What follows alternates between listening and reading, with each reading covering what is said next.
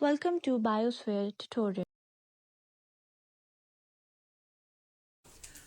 अब जो हम टॉपिक पढ़ने जा रहे हैं वो टॉपिक है इलेक्ट्रोफोरोसिस।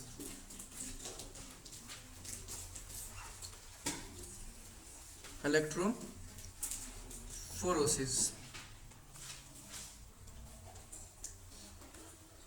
डेफिनेशन लिख लेते हैं, फिर उसके बाद हम समझ लेते हैं कि भाई ये क्या चीज़ है।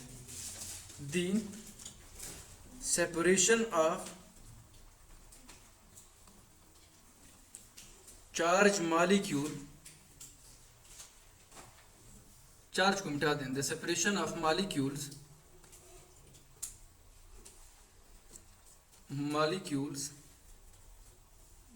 in a mixture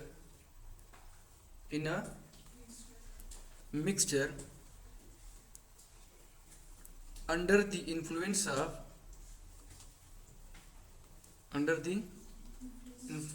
of electricity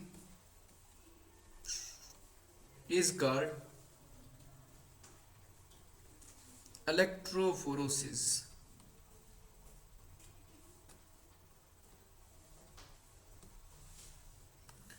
बिजली की मदद से किसी भी मिक्सचर के अंदर के मॉलिक्यूल्स को एक दूसरे से अलग करना, इस अमल को नाम दिया जा रहा है इलेक्ट्रोफोरोसिस। आपके पास कोई मिक्सचर है और आपको पता है जो भी चीज़ मिक्सचर है उसके क्या होंगे, मॉलिक्यूल्स होंगे। उसी मिक्सचर के मॉलिक्यूल्स को एक दूसरे से बिजली की मदद से जुदा कर देना, इस अमल को क्या कहा जाता है, इलेक्ट्रोफोरोसिस कहा जाता है। यहाँ पर हर मॉलिक्यूल इस्तेमाल नहीं होता, इलेक्ट्रोफोरोसिस में ख़ास मॉलिक्यूल्स यूज़ होते हैं। जो इलेक्ट्रोफोरोसिस है उसमें स्पेसिफिक मॉलिक्यूल्स होते हैं, तो हम मॉलिक्यूल का नाम लिख रहे हैं। फॉर एग्जांपल इलेक्ट्रोफोरोसिस में आप लोग डीएनए को अलग कर सकते हो, इलेक्ट्रोफोरोसिस में आप लोग आरएनए को एक दूसरे से अलग कर सकते हो, आप लोग अमाइनो एसिड को एक दूसरे से अलग कर सकते हो। इलेक्ट्रोफोरेसिस के जरिए से आप डीएनए के मॉलिक्यूल को एक दूसरे से अलग करेंगे, आप आरएनए के मॉलिक्यूल को एक दूसरे से अलग करेंगे, और आप लोग अमाइनो एसिड के मॉलिक्यूल्स को एक दूसरे से अलग कर सकते हो इलेक्ट्रोफोरेसिस के प्रोसेस के तरीक़ाकार से। बेटा जिन मॉलिक्यूल को एक दूसरे से जुदा करना है उन मॉलिक्यूल के दो कंडीशंस हैं। जिस मॉलिक्यूल के जिनको हम जुदा कर रहे हैं उसके कुछ कंडीशंस हैं। तो principle of electrophoresis, principle of electrophoresis,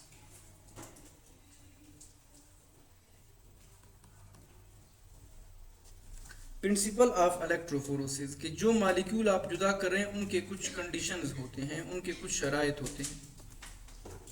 उनमें से पहला पॉइंट, मॉलिक्यूल के ऊपर चार्ज होनी चाहिए, प्लस और नेगेटिव चार्ज मॉलिक्यूल के ऊपर होनी चाहिए। चार्ज्ड मॉलिक्यूल, जो मॉलिक्यूल हम जुदा कर रहे हैं वो क्या होना चाहिए बेटा, चार्ज्ड होनी चाहिए। जितना ज्यादा उसके ऊपर चार्ज होगा उतनी तेजी से वो अलग होगा, जितना कम चार्ज होगा उतनी आहिस्ता आहिस्ता वो अलग होगा। जितनी तेजी से कर रहे हैं, जितना उसके ऊपर चार्ज होगा, you are going to separate it quickly, but if the charge is lesser then it will be separated slowly। तो कहने क्या मतलब है, जितना ज्यादा चार्ज होगा उतनी वो मॉलिक्यूल तेजी से हरकत करेगा। Greater the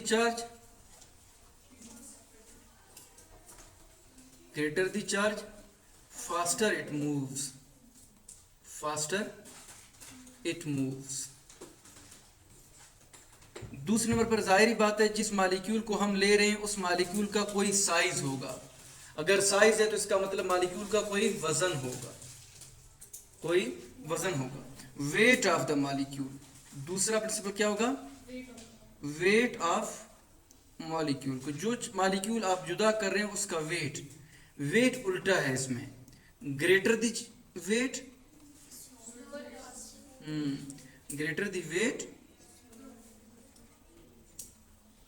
slower it moves। अगला हम पढ़ने जा रहे हैं, अगला पॉइंट होना चाहिए मैकेनिज्म ऑफ इलेक्ट्रोफोरोसिस। अगला पॉइंट क्या बेटा, मैकेनिज्म ऑफ इलेक्ट्रोफोरेसिस। पर आप अपने दिमाग में रखना कि आपने मैकेनिज्म को फिलहाल साइड पर रखना है, पहले आप लोगों ने एडवांटेज पढ़ने हैं आप लोगों ने कि इलेक्ट्रोफोरेसिस का फायदा क्या है। Advantage of electrophoresis, advantage of electrophoresis कि इलेक्ट्रोफोरेसिस करेंगे तो इसका फायदा क्या होगा, इस प्रोसेस के जरिए से इसमें हम मॉलिक्यूल को एक दूसरे से जुदा कर रहे हैं तो इसका फायदा क्या होगा। हॉस्पिटल के अंदर आप लोग गई हैं, आपकी वालदा या आपकी भाभी या आपकी कोई कजन वो डिलीवरी करेंगे, वो डिलीवरी के लिए गई हुई। हॉस्पिटल में एक टाइम के अंदर गायनी लेबर रूम भी काम कर रहा है, गायनी ऑपरेशन थिएटर भी काम कर रहा है। गायनी लेबर के अंदर 50 बेड लगे हुए हैं, 50 डिलीवरी एक टाइम पर हो रहे हैं। गायनी ऑपरेशन थिएटर के अंदर आप देखिएगा 5 बेड लगे हुए हैं, 5 ऑपरेशन के जरिए से बच्चे पैदा हो रहे हैं। तो एक टाइम पर अंदाजे के मुताबिक गायनी के अंदर जो है ना, लेट सपोज 25 बच्चे पैदा हो रहे हैं, 25 बच्चे एक ही ऑपरेशन थिएटर के अंदर पैदा हो रहे हैं। अब ये जो बच्चे पैदा होते हैं इनकी ख्याल करने के लिए नर्सेज होते हैं, आया और खाला होते हैं। बाज़ औक़ात इतने बच्चे होते हैं, बच्चों को सामान को लेके आने के लिए वो जो आया और खाला होती हैं वो जल्दबाजी में ये भूल जाते हैं कि इस ट्रे के अंदर जो बच्चा मैंने रखा हुआ है ये किसका बच्चा है। अब कंफ्यूज हो जाता है। अब वो जो बाहर पेशेंट के वालिदैन होते हैं, बच्चे के जो माँ बाप होते हैं, वो कहते हैं हमने अल्ट्रासाउंड करके हमें तो पता था कि हमारा जो बच्चा होगा वो क्या होगा, बेटा है, या हमारा बच्चा बेटी है। तो बच्चे वो क्या कर लेते हैं कि वो जो माँ बाप हैं जब ये आया उनको जाके बच्चा देता है तो ये देखते हैं कि ये तो बेटी पैदा हो गया और हमें अल्ट्रासाउंड में बेटा बोला गया था, तो तुमने हमारा बच्चा चेंज कर दिया, you have exchange our kid, हमारे बच्चे चेंज हो गए। तो फिर हमें कैसे पता चलेगा कि ये जो पैदा होने वाला बच्चा है ये बाकायदा ये अकरम का है और ये पैदा होने वाली बच्ची है ये जावेद का है, हमें कैसे पता चलेगा। उसके जरिए भी हम लोग उस बच्चे के डीएनए को उसके बाप के डीएनए, उसकी माँ के डीएनए के साथ कंपेयर कर लेते हैं, बच्चे के डीएनए को उसकी माँ के डीएनए के साथ कंपेयर कर लेते हैं, ठीक है ना बेटा। अब माँ के डीएनए को बच्चे के डीएनए के साथ जिस तरीके से आप कंपेयर करेंगे उस तरीकेकार को इलेक्ट्रोफोरेसिस कहा जा रहा है। और जब आप कंपेयर करेंगे तो आपको पता चलेगा कि जावेद भाई आपका असल में बेटी था, नर्स ने गलती से आपके हाथ में बेटा दिया है, जो आपका बेटा है वो असल में किसी और का है, तो उसके बाद को उसका बच्चा मिल जाता है। आप लोगों में से कोई भी बंदा ऐसा नहीं होगा जो ये नहीं चाहेगा कि उसकी जो बहन है बेशक एक दिन की है वो कोई और औरत पाले। भाई तो बड़ी बात है ना, बहन को भी आप लोग उनका गैर वारा नहीं करेगा। तो इसका पहला फायदा क्या होगा कि आप लोग पैटर्निटी को मालूम कर सकते हैं, पैटर्निटी पता चल जाती है कि कौन से बच्चे के वालिदैन कौन है, किस बच्चे के वालिदैन कौन है। दूसरे नंबर पर आप लोग मुजरिम को पकड़ सकते हैं, you can catch the criminal.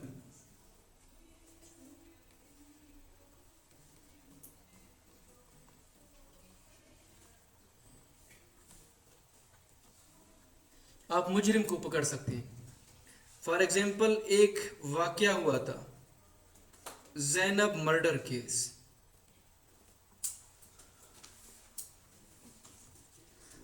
Zainab के कत्ल के अंदर जो मुजरिम को पकड़ा गया वो भी कौन से प्रोसेस के जरिए से पकड़ा गया, इलेक्ट्रोफोरेसिस के जरिए से पकड़ा गया। जो मुजरिम पकड़ा गया वो इलेक्ट्रोफोरेसिस के जरिए से पकड़ा गया। अब हम पढ़ने जा रहे हैं इलेक्ट्रोफोरेसिस होता कैसे है। अब हम ये देखने जा रहे हैं कि इलेक्ट्रोफोरेसिस होता कैसे है। Mechanism of electrophoresis.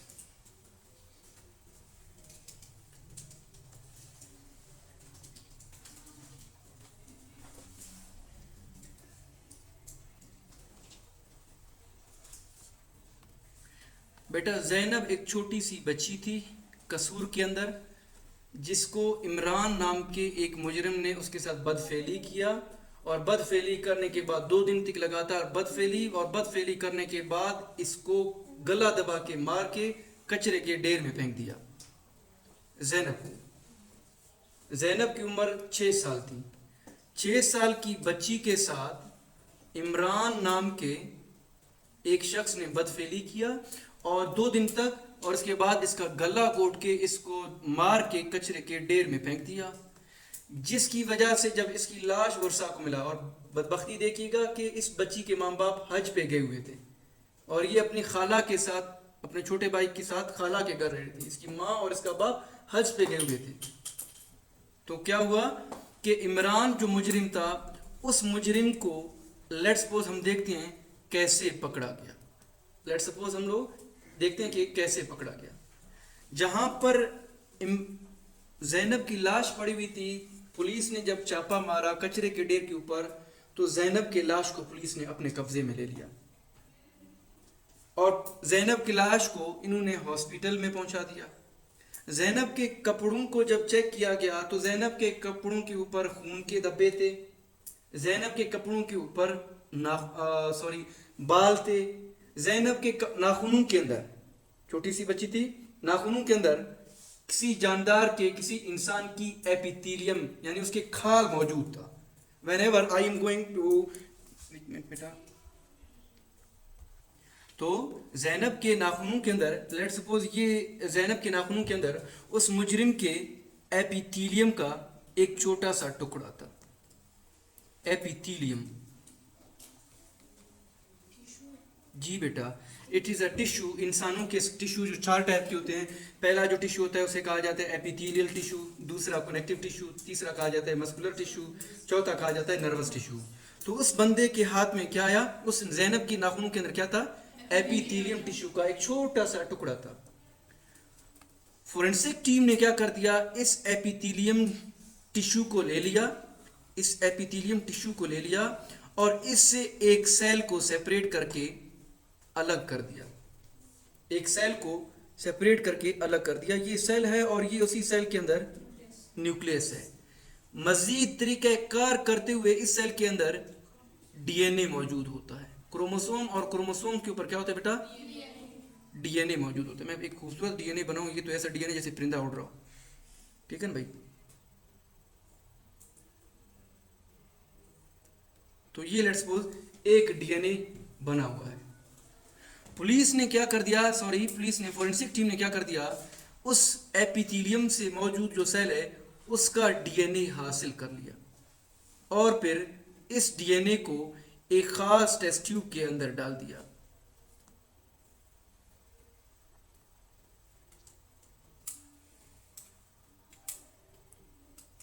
ये बेटा एक टेस्ट ट्यूब है।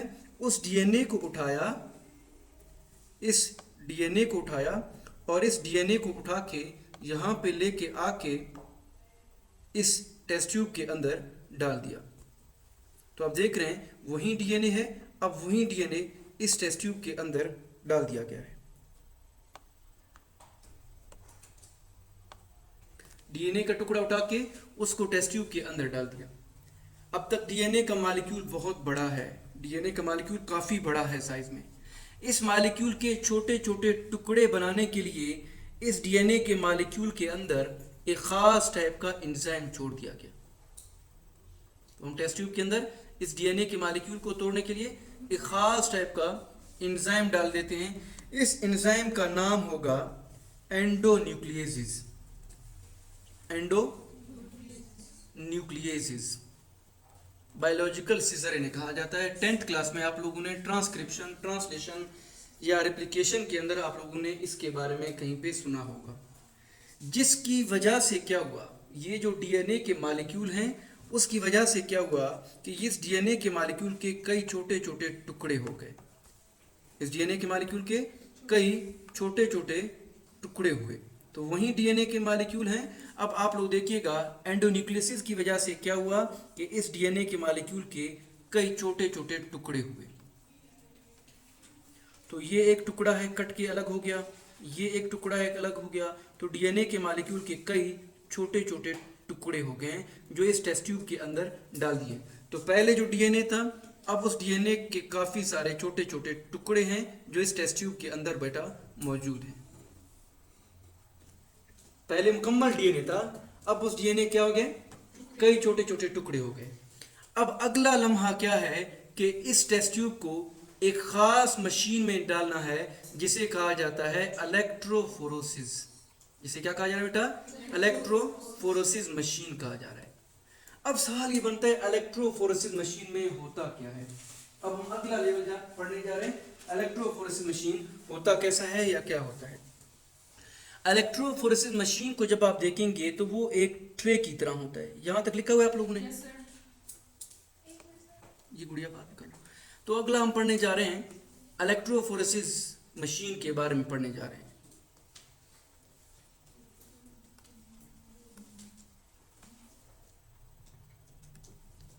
तो बेटा लेट सपोज जब आप इलेक्ट्रोफोरेसिस मशीन को देखेंगे तो इलेक्ट्रोफोरेसिस मशीन के अंदर एक ट्रे होता है। इलेक्ट्रोफोरेसिस मशीन और कुछ नहीं होता, इसके अंदर एक ट्रे ही होता है। तो आप देख रहे हैं हम इलेक्ट्रोफोरेसिस मशीन को बनाने जा रहे हैं, तो इलेक्ट्रोफोरेसिस मशीन के अंदर एक ट्रे ही होता है।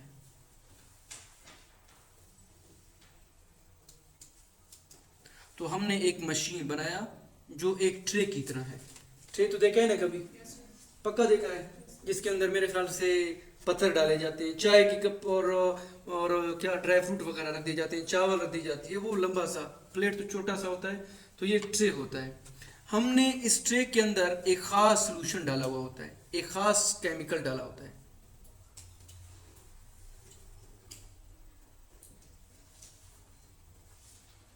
ये वो ट्रे है बेटा, इस ट्रे के अंदर हमने खास सॉल्यूशन डाला हुआ है। इस सॉल्यूशन को नाम दे रहे हैं एग्रोज का। ये वो सॉल्यूशन है, इसके सॉल्यूशन का नाम है एग्रोज, AGROSE, एग्रोज। इलेक्ट्रोफोरेसिस मशीन क्या होता है? एक ट्रे की तरह होता है जिसके अंदर एक केमिकल होता है, उसे कहा जा रहा है एग्रोज। एग्रोज एक सॉल्यूशन है जो बाजार में आपको आसानी से मिल जाता है। आप जाएं भाई फार्मासिस्ट के पास, बोले मुझे एग्रोज दे दो, तो वो आपको उठा के दे देगा। समंदरी एक पौधा होता है जिसका नाम है सीवीड, CVSEA, सीवीड, ये उस पौधे से हासिल की जाती है।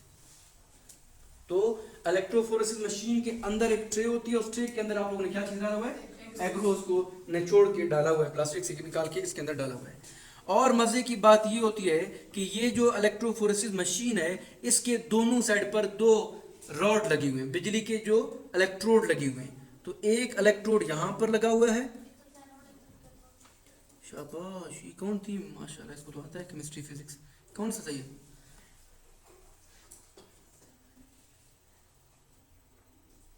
तो एक इलेक्ट्रोड इस तरफ लगा हुआ है और दूसरी इलेक्ट्रोड इस साइड पे लगा हुआ है। तो दो इलेक्ट्रोड इसके साथ कनेक्ट हैं। एक तरफ पॉजिटिव एंड होता है और एक तरफ नेगेटिव एंड होता है। जो नेगेटिव एंड है उस साइड को क्या कहा जाता है? कैथोड कह देते हैं। और जो पॉजिटिव एंड होता है उसे क्या कहा जाता है? एनोड कहा जाता है। क्या कहा जाता है? एनोड कहा जाता है। कैथोड और एनोड को फिर एक्सटर्नली किसी बिजली के साथ या किसी वायर के साथ, बैटरी के साथ कनेक्ट किया जाता है।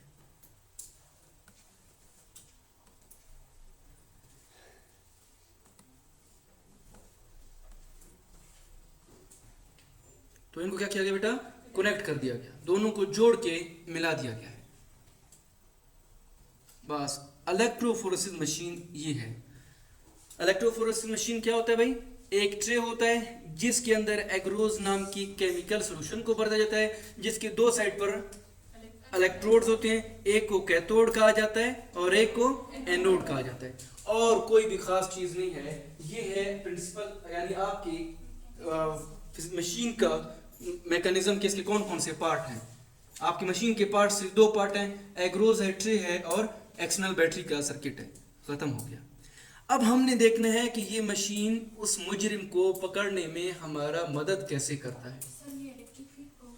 बिल्कुल बिल्कुल बेटा। अब सवाल ये है कि ये मशीन जो यहाँ पे रखा हुआ है, ये जो मुजरिम के DNA है जो हमने यहाँ से फिर हमने इसके एपिथेलियम टिश्यू से गेन किए थे।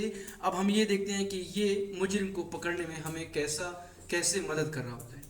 तो हमने क्या कर दिया, इस टेस्ट ट्यूब को यहाँ से उठाना है, यही वो टेस्ट ट्यूब है बेटा।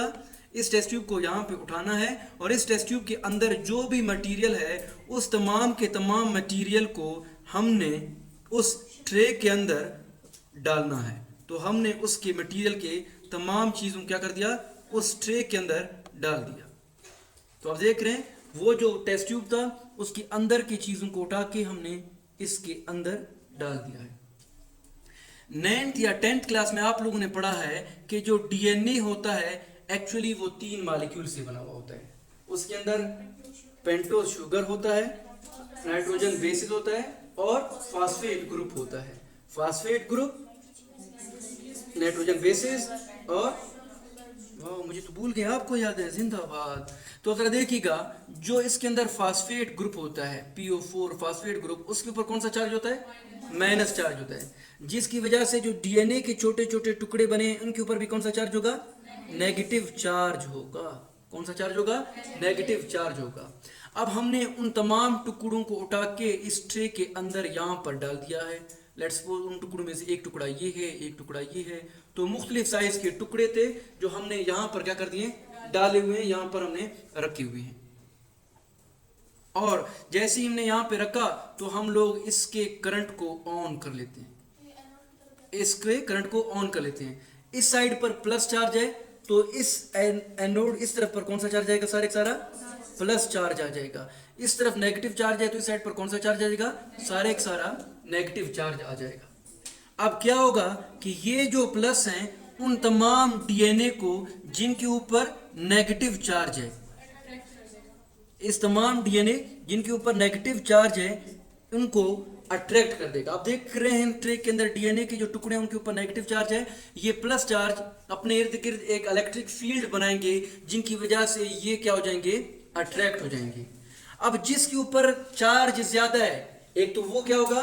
तेजी से आगे बढ़ेगा, और जो साइज में बहुत मोटा है वो क्या हो जाएगा? आहिस्ता आहिस्ता बढ़ेगा। नजीब साहब आपके सामने इतने मोटे हैं, पेंगुइन की तरह बहुत मोटे हैं, वो जब चलेंगे तो उन्हें चलते चलते 2 से 3 घंटे लग जाएंगे। फिर मैं पतला सा डंगर आदमी, लागर आदमी, मैं जब चलूंगा मैं तेजी से वहां पर पहुंचूंगा। जो मोटा है वो चल नहीं सकता, जो पतला है वो तेजी से चलेगा। तो यहाँ पर भी वही किस्सा है कि जो डीएनए का टुकड़ा बहुत मोटा है, बहुत बड़ा है, उसका वजन ज्यादा होगा, वो आहिस्ता आगे बढ़ेगा। लेट्स सपोज ये जो ग्रीन टुकड़ा है ये इतनी देर में सिर्फ इतना आगे बढ़ा। अलबत्ता ये जो छोटा टुकड़ा है ये थोड़ा तेजी से क्या हो गया? आगे बढ़ा। ये टुकड़ा भी थोड़ा और तेजी से आगे बढ़ा। ये टुकड़ा भी कहता है मैं भी थोड़ा सा और टुकड़ा बढ़ूंगा। तो यूं जो बड़े मॉलिक्यूल होंगे उसी डीएनए के वो थोड़े से पीछे रह जाएंगे, जो छोटे मॉलिक्यूल होंगे, जो छोटे टुकड़े होंगे वो क्या हो जाएंगे? आगे आगे निकल जाएंगे, आगे मौजूद हो जाएंगे। और यूं हमारे पास उस मुजरिम के डीएनए के टुकड़ों का एक तस्वीर बनेगा, एक इमेज बनेगा, और हम इस तस्वीर और इमेज की एक पिक्चर ले लेते हैं। हमने यूं किया कि ज़ैनब के कातिल के डीएनए के टुकड़ों को उस मशीन के अंदर डाला, और उसके मशीन के अंदर डाल के जब बिजली छोड़ा तो हमारे पास उस डीएनए के जो मॉलिक्यूल्स हैं उनके कई छोटे छोटे टुकड़े बन के जो ट्रे के अंदर फैले हुए हैं, हमने क्या कर दिया बेटा? एक तस्वीर ले ली हुई है। अब चूंकि एक मासूम बच्ची जिसकी उम्र 6 साल है, जिसके माँ बाप हज पे गए हुए हैं, जो इंतहाई 6 साल की बच्ची की क्या, 6 साल तो छोड़ो यार, एक 13 साल की बच्ची, एक 14, 15, 16 साल की बच्ची की क्या साइकी होगी? वो तो बहुत मासूम होती है, उन्हें कुछ होश ही नहीं होता, कौन अपना कौन पराया। वो फीमेल और ऊपर है भी फीमेल, जो इंतहाई उनकी मेंटलिटी बहुत मासूमाना होती है, बचकाना होती है। उसे क्या होश? उसे दुनिया के अच्छे और बुरे का नहीं पता। कहते ये हैं कि इमरान आया उसके पास, इमरान अकॉर्डिंग टू इमरान, जब इमरान अरेस्ट हुआ तो इमरान क्या कहता है? इमरान आया उसके पास और कहा कि ज़ैनब तुम तो इधर खेल रही हो, तुम्हारे अम्मी और अबू हज से वापस आ गए हैं, तो चलो तुमको मैं उनके पास लेके चलता हूँ। 6 साल की छोटी बच्ची खुश हो गई कि मामा पापा वापस आ गए, और माँ बाप इसके टीचर थे जिन्हें थोड़े थोड़े से पैसे जमा करके हज के लिए, तो उन लोगों के लिए ये बहुत बड़ी सादत होती है कि हम हज पे जा रहे होते हैं और आपको खुश करने के लिए जा रहे हैं, पीछे क्या होने वाला है उनको नहीं मालूम। तो उस बंदे ने, इमरान ने क्या कर दिया? ज़ैनब के हाथ को पकड़ा और लेके जा रहे कि तुम्हारे माँ बाप हो गए, और लेके गया अपने घर के पीछे किसी गोदाम में, वहां पर इसको बंद कर दिया। खैर जब ये केस उठा, मीडिया पे आया, सोशल मीडिया पे आया, इंटरनेशनल मीडिया पे चला गया, पाकिस्तान के अंदर ह्यूमन राइट्स एक्टिव हो गए, पाकिस्तान के अंदर वेलफेयर सोसाइटी वेलफेयर हो गए, पाकिस्तान के अंदर हर, मेरे घर के अंदर भी ये बात हो रही है, उसके घर के अंदर बात हो रही है, तो पंजाब पुलिस के ऊपर दबाव बढ़ गया, पंजाब पुलिस के ऊपर इंतहाई दबाव बढ़ गया। उस वक्त पंजाब पुलिस ने एक अगले लेवल का स्टेप ले लिया, अगले लेवल का स्टेप ले लिया।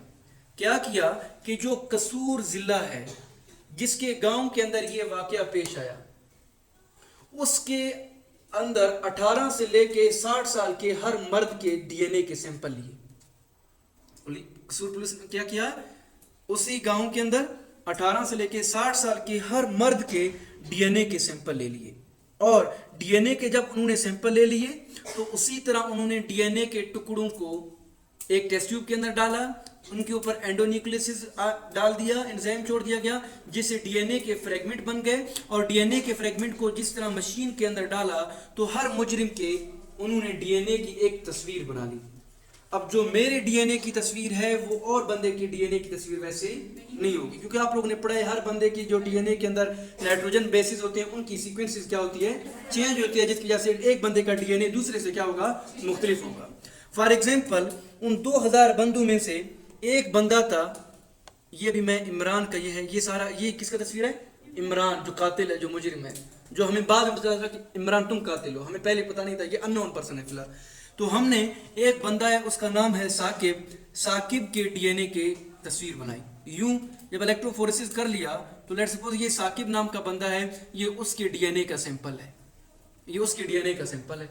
तो क्या साकिब के डीएनए का सैंपल का तस्वीर इससे मिल रहा है, नहीं मिल रहा। इसी अंदाज में हमने रहीम के डीएनए का सैंपल ले लिया। अब आप देखिएगा जो रहीम है उसके डीएनए का सैंपल आप देखें, क्या वो उससे मिल रहा है, नहीं मिल रहा। यूं करते करते करते करते तकरीबन कसूर के अंदर 2000 लोगों के डीएनए के सैंपल लिए गए। कसूर के अंदर 2000 मर्द के डीएनए के सैंपल ले लिए गए, और उन 2000 में से एक मर्द इमरान भी था, एक मर्द इमरान भी था।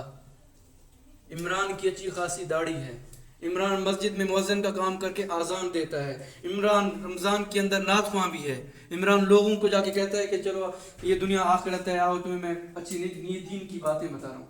इमरान की किरदार ये था कि दीनदार बंदा है, कोई इस पर शक कर ही नहीं रहा था। दाढ़ी के अंदर तिनका होता है, वही वाली बात है कि मुजरिम था ये। तो पुलिस ने क्या कर दिया, इमरान की सैंपल ले लिया, इमरान के डीएनए का। पहले जो सैंपल था वो किसका था, वो ज़ैनब के नाखून के अंदर ली गई सैंपल था। अब के बार क्या हो गया कि इमरान के अपने नाखून से या बाल से एक टुकड़ा कलेक्ट किया गया, उससे डीएनए अलग किए गए, और डीएनए को एंडोन्यूक्लियस के अंदर डाल दिया गया, और जब उसके टुकड़े हो गए तो इसको वापस किस में डाल दिया, उस ट्रे के अंदर डाल दिया गया। उस ट्रे के अंदर क्या किया बेटा, डाल दिया गया। और जब ट्रे के अंदर डाल दिया गया तो एक तस्वीर बन गया, एक इमेज बन गया, और उस इमेज को जब गौर से देखा गया तो वो इमेज सेम टू सेम, एक मिनट बेटा,